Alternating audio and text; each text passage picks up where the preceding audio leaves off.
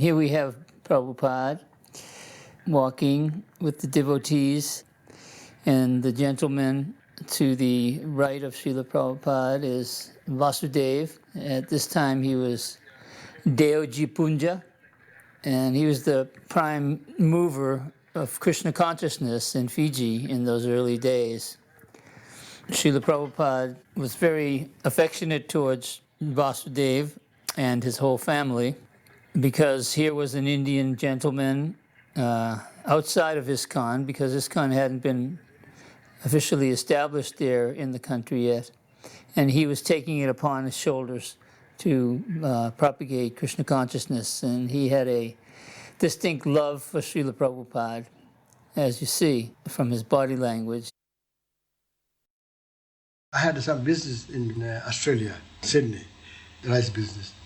From my office, I saw some people, devotees, shaved head with saris, kurta. They're distributing the prasad, chanting Hare Krishna on the street. And I thought in my mind, who have changed these people? So I asked some devotees there, who is your guru and how you came to Hare Krishna movement? They said, our guru is Prabhupada, and he is coming after 1 month. Then after that I asked the rice growers people in the office, these people are chanting Hare Krishna, and who are they? They're taking drug and they're chanting Hare Krishna. So I decided, let me go to stay in their temple. So I stayed 2 nights there.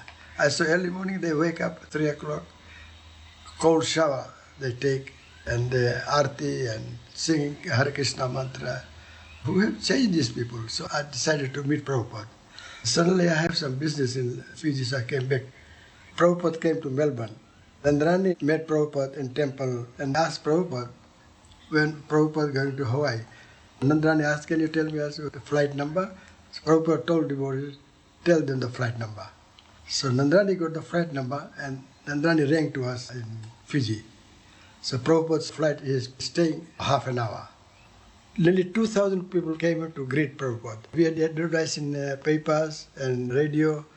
When the flight came there, jumbo jet, when I saw Prabhupada, I suddenly paid Dandot obeisances. And first question Prabhupada asked me, is there any Radha Krishna temple here? So I said, no, Prabhupada, there is no Radha Krishna temple. There are so many small temples here, but not Radha Krishna temple. So you build nice, in Hindi, Badhiya sa mandir banao, he told me. I said, I'll try my best to build that temple. After 20-minute discussion, I paid obeisances to Prabhupada. And when I stood up, Prabhupada put his hand on my head. And I feel just like, oh, my sins have gone. I began to cry completely. Prabhupada said, from today, you chant 16 rounds. And from that day, I start chanting. I used to wake up 3 o'clock and I used to chant 16 rounds every day. There was certain Indian gentlemen who had this awe and respect for Srila Prabhupada. Devotees such as Kartikeya Mahadevya and Mr. Shetty in Bombay. They act like old devotees from previous lifetime, old Vaishnavas that were reigniting their relationship with Srila Prabhupada in this lifetime. The unique position of Deoji, or Vasudeva, as he was initiated, was that he was the CEO of a very large and important many companies in Fiji. He was way up there in the elite of Indian businessmen. So he owned a chain of grocery stores. That was one of the retail businesses they had. And when the devotees were taken through the grocery stores, and we came to the butcher shop, and we were aghast, like, how is this possible? And when it was asked of Srila Prabhupada, well, what should we advise Vasudeva to do? Should we tell him that he should close down the butcher shop? And Srila Prabhupada said, no, he doesn't have to close the butcher shop at this time. See, this will come. We were just black and white, cut and dry devotees. We had no nuances in our approach towards Krishna consciousness because we were immature, spiritually immature, even at this so-called late date in our spiritual life, 1975. Prabhupada could understand that Vasudeva was in business. The business was well established in the islands for many, many years. And Vasudeva had his brothers and uncles and aunts, and his family was well immersed in this business. And for Prabhupada to say, no, you have to close down the butcher shop, that would be a point of controversy amongst the family members. Only Vasudeva at that time had fully embraced Srila Prabhupada. Prabhupada could understand that if Vasudeva became strong, if there weren't any preconditions put on his relationship with Srila Prabhupada having to do with his business, then eventually he would win over all his other family members. And as it turned out, most of Vasudeva's family members did embrace Vaishnavism. And some of them actually took initiation. Vasudeva invited him that next time when you pass from Nandi to Hawaii, next year you come and stay in Fiji. Stay in Fiji. Prabhupada says, I'll write to you when I can come. So Prabhupada wrote a letter to me. I'm coming 1975. He rang from Hawaii. Have you got the land? I said, no. Then I decided I got the land, so I'll donate this land to ISKCON. Build a nice temple. We gave a contract for $330,000. I didn't have any idea of how to build a temple. When I sent a copy of a plan to Prabhupada in Mayapur, Prabhupada says, why you build a dome in front? The architect said front people can see from the road. Now dome should be where the deities are. So we have to make so much alteration for that. And he said the roof should be concrete.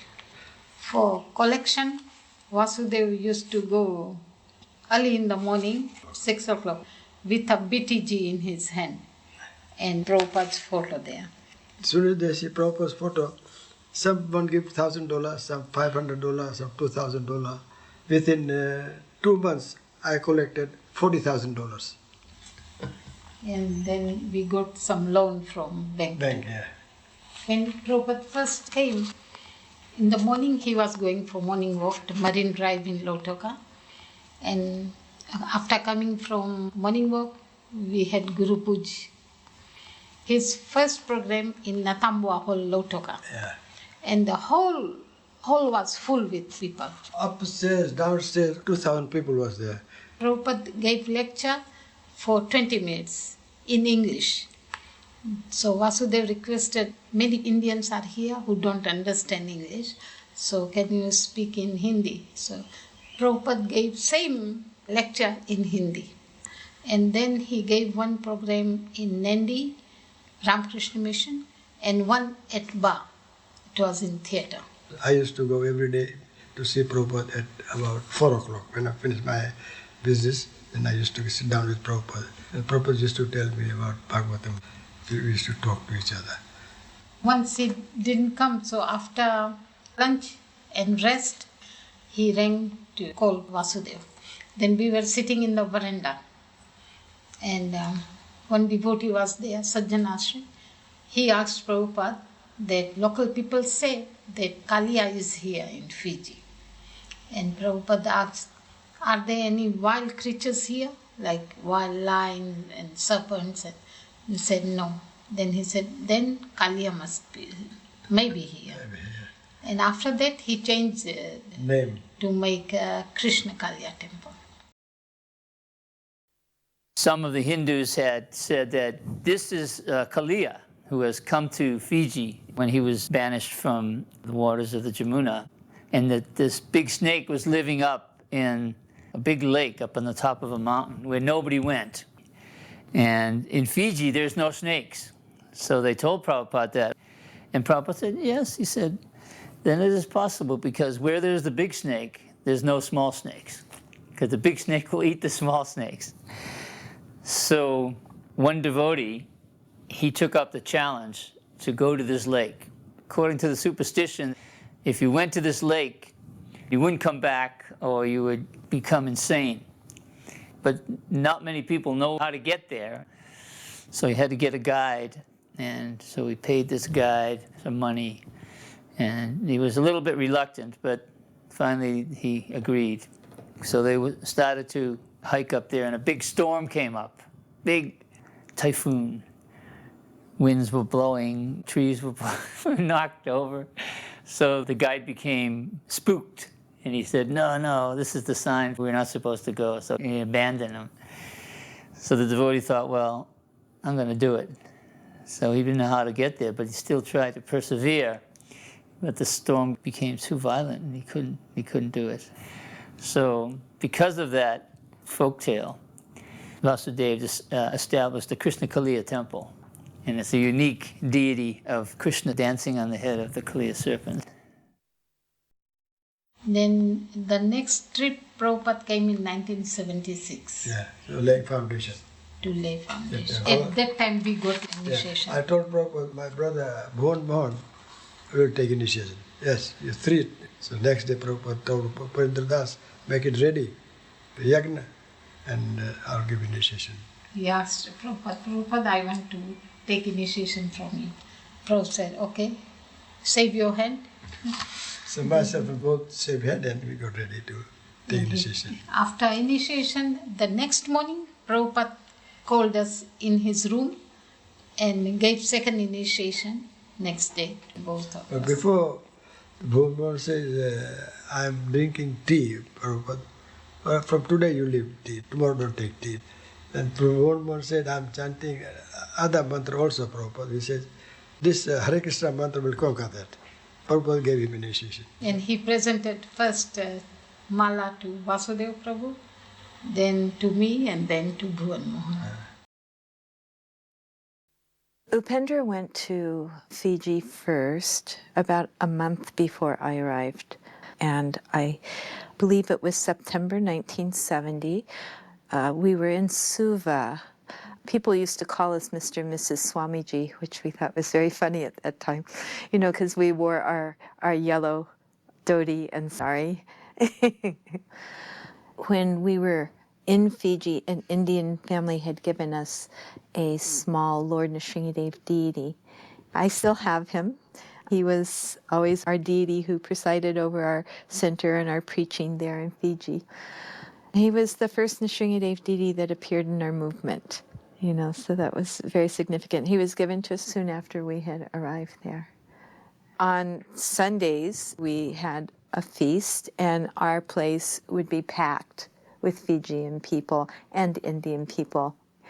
So they took very enthusiastically to the feast.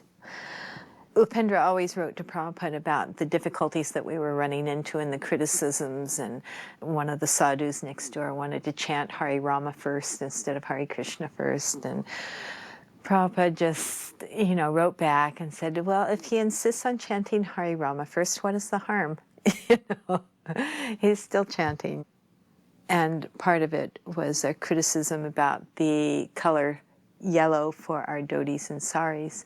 And Prabhupada answered back that usually white dhoti and colorful saris are what's worn in India, but when someone's engaged in preaching activities or devotional activities, they may wear yellow, and your life is always involved in preaching activities.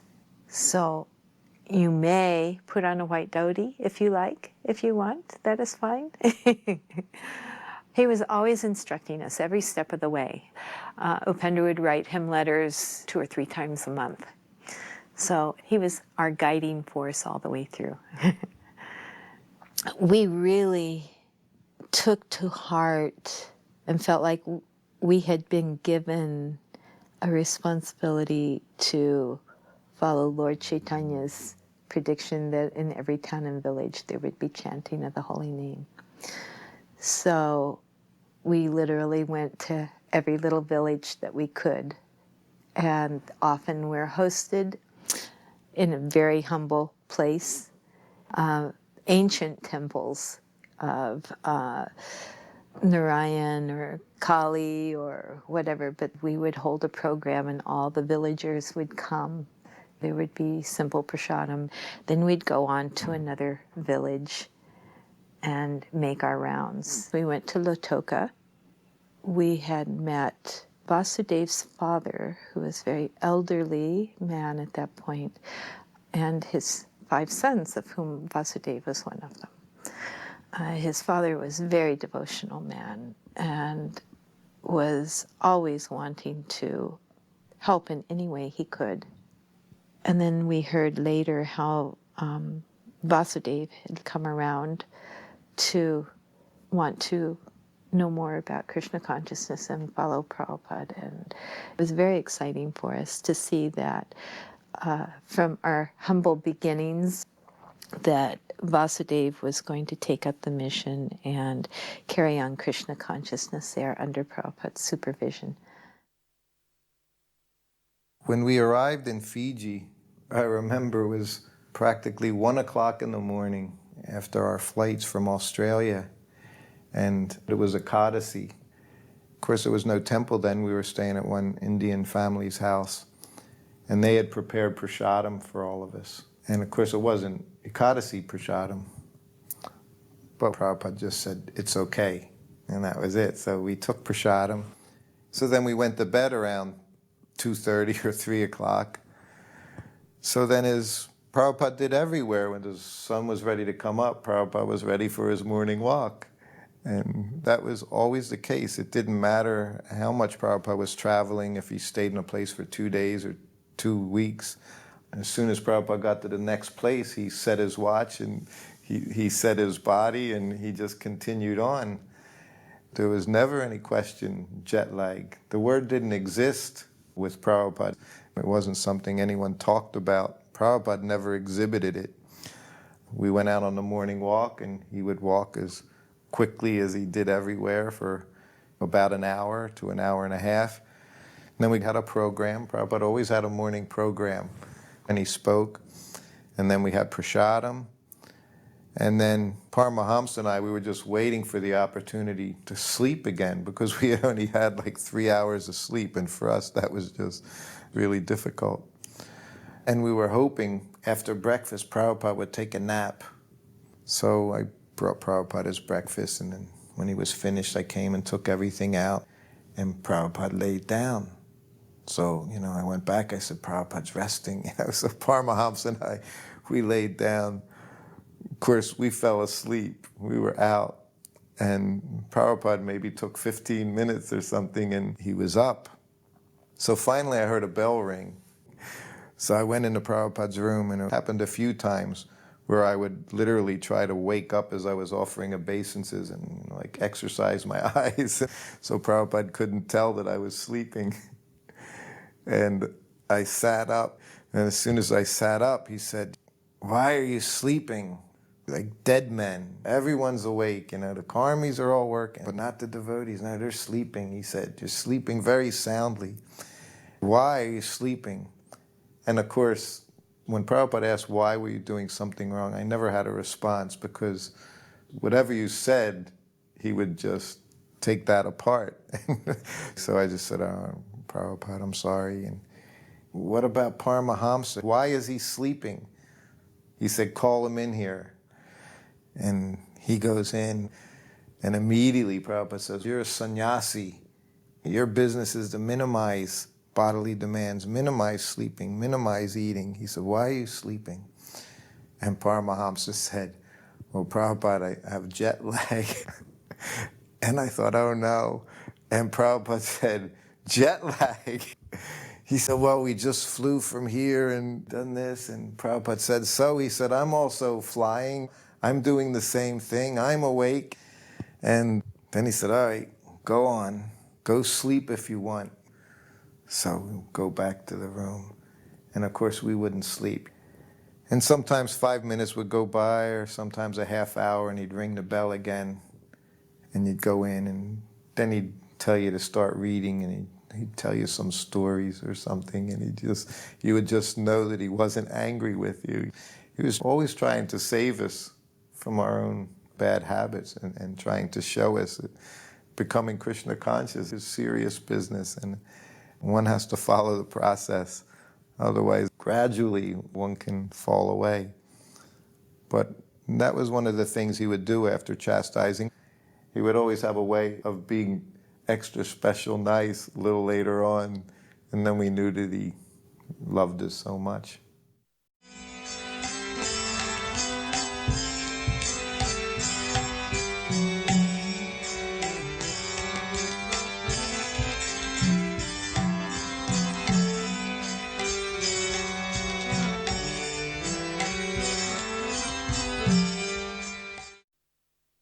first time I saw Srila Prabhupada was in the LA airport. I think it must have been about 200 devotees went to greet him. We were a huge crowd and a loud kirtan, and everyone was pushing forward. And there was a space above the partition where the passengers were coming out, and you were able to see. If it was a tall person, I remember a Stetson hat came by and something else came by, and then we could understand, oh, is that? No, that's not Prabhupada. And we kept pushing forward more and more, and the kirtan was bigger and bigger. And then I felt someone pushing behind me, and I thought, that's odd because I'm at the back of the crowd. I was a very new devotee. So then I turned to look, and there were two businessmen behind me, sort of mid-20s, you know, suits and briefcases and everything else, but they were looking and looking to see who we were waiting for. Then suddenly we saw a danda raised above the partition, and we knew, oh, Prabhupada must be coming. So then Prabhupada came out, and we all paid our obeisances, and there was the most amazing feeling of like a tidal wave rushing through me from the very depths of my being and pouring out, and I just cried and cried and cried. And then finally, when I stood up to go and follow the devotees who were following Srila Prabhupada, I turned, and these two businessmen were standing there with tears pouring down their faces. It was such an amazing experience to see how they were touched just by a moment's association with Srila Prabhupada. Those times in New Dwarka when he would come in through the right-hand curtain, he would bow flat, you know, down. The Govinda prayers would be so beautifully floating in the atmosphere. And then he would stand up and look at Gaurnitai with his hands folded. And he would do in front of Rukmini Dwarkadish the same thing. It's just the same things that we would always do. But when Srila Prabhupada was there, you understood the depth. I mean, you couldn't understand his depth, but your appreciation for Dandavats would increase unlimitedly by seeing Srila Prabhupada pay Dandavats to the deities. When we built the new temple room in New Dwarka, I remember the first time he came to visit there. That was the first time he ever looked me in the eye. And I was jumping so high just because he was there, and just because he's such an ecstatic personality, I just couldn't help jumping. And I remember him looking at me and looking a little surprised at how demonstrative I was. The day that we inaugurated the temple, it was Bhaktisiddhanta's disappearance. That day Prabhupada said, I'm not going to sit on the Vyasasana. He took Bhaktisiddhanta's picture and put it on the Vyasasana where he would normally sit. So we spent most of the day cooking and spending the day with Prabhupada. And towards the end of the day, we were reading the prayers that Prabhupada offered to his spiritual master, the famous Vyasa Puja offering. And Tamal Krishna started reading it, and he started crying. And so then he gave it to Brahmananda. And then Brahmananda started reading, and he started crying. He gave it to Gargamuni. And Gargamuni started reading, he started crying. And so this way it was handed down to different devotees. And eventually, by Krishna's grace, we got through the reading. And then after that, Prabhupada had a kirtan, and Prabhupada was dancing with the devotees, just like Lord Chaitanya, surrounded by his associates. And Prabhupada held up his hands and just started dancing from side to side.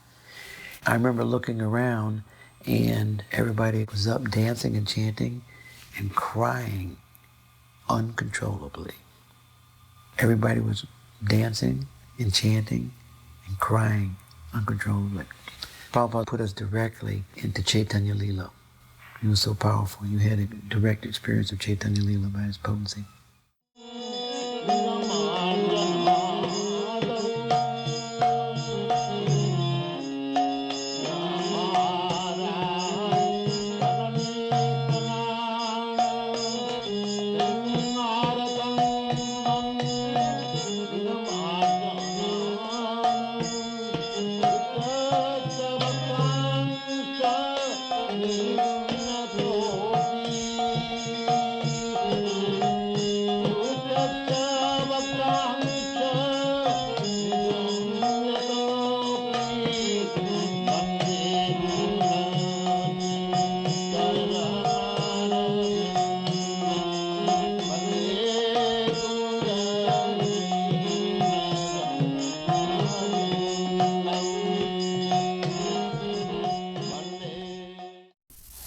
we simply follow the predecessor's instruction. That's it.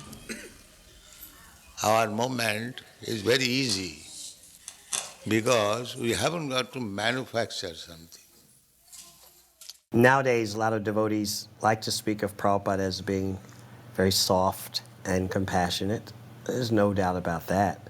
But his compassion often would manifest in the most determined, focused way.